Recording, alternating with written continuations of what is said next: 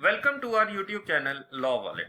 मैं एडवोकेट प्रवीण सिंघल आज आपके साथ डिस्कस कर रहा हूं ऑनरेबल सुप्रीम का लेटेस्ट ऑर्डर, जिसमें लिमिटेशन पीरियड को फिर से एक्सटेंड कर दिया गया है फ्रॉम 14/3/2021 टिल फर्दर ऑर्डर्स। आइए इसको डिटेल में समझ लेते हैं, ये ऑर्डर क्या कहता है, और साथ में ही हम आपके साथ आज पुराने ऑर्डर जो मार्च 8 2020 का ऑर्डर है और कैसे उसका इम्पैक्ट था, क्या उसका इम्प्लीकेशन था विद इलिस्ट्रेशन, उसको देखते हैं। तो फ्रेंड्स, आगे बढ़ने से पहले जल्दी से आप हमारा YouTube channel law wallet subscribe कर लीजिए, और जैसे कि मैं आपको स्क्रीन पर दिखा रहा हूँ, ये ब्लॉग्स हमारी लॉ वॉलेट वेबसाइट पर भी मिल जाएंगे, lawwallet.in पर आप जाकर भी ये ब्लॉग्स पढ़ सकते हैं। चलिए स्टार्ट करते हैं इस वीडियो को। ऑनरेबल सुप्रीम कोर्ट की 3 जजेस बेंच, जिसको प्रिसाइड कर रहे थे honourable chief justice of India justice N V Ramana, justice Suryakant and justice A S Bopanna, जिसमें उन्होंने लिमिटेशन पीरियड को एक्सटेंड किया है टिल फर्दर ऑर्डर्स, और इसका रीजन है surge in covid.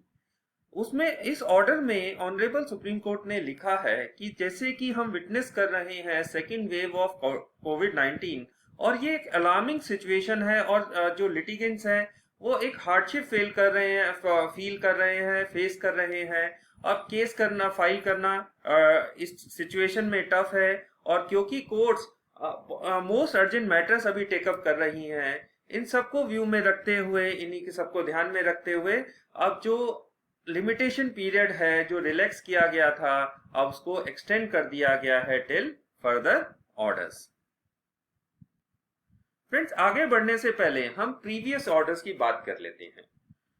On March 23 2020 honourable supreme court के उस टाइम के chief justice of India एस.ए. Bobde ने अपनी एक्स्ट्राऑर्डिनरी पावर्स को इन्वोक करते हुए आर्टिकल 142 ऑफ कॉन्स्टिट्यूशन में लिमिटेशन पीरियड को एक्सटेंड किया था for all the courts and tribunals. उस टाइम क्योंकि पैंडेमिक का स्टार्ट था, एक डेंजरस सिचुएशन बनी हुई थी, इसके लिए इसे एक्सटेंड कर दिया गया विद इफेक्ट फ्रॉम मार्च 15 2020।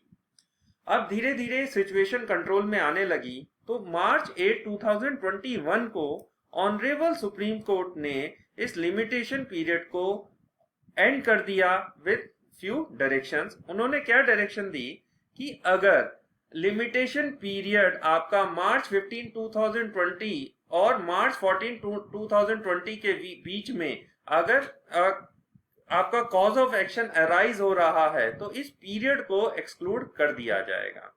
अब इसको हम एक इलस्ट्रेशन की हेल्प से समझ लेते हैं।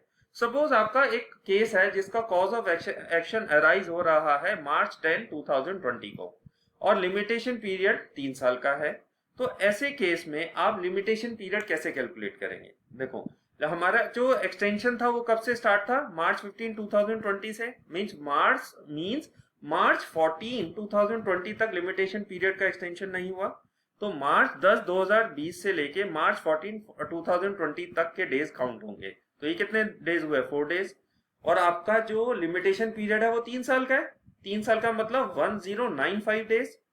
तो इस 1095 डेज में आप कौन सा पीरियड इंक्लूड नहीं करेंगे? फ्रॉम मार्च 15 2020 टिल मार्च 14 2020 तक का पीरियड आप एक्सक्लूड कर देंगे।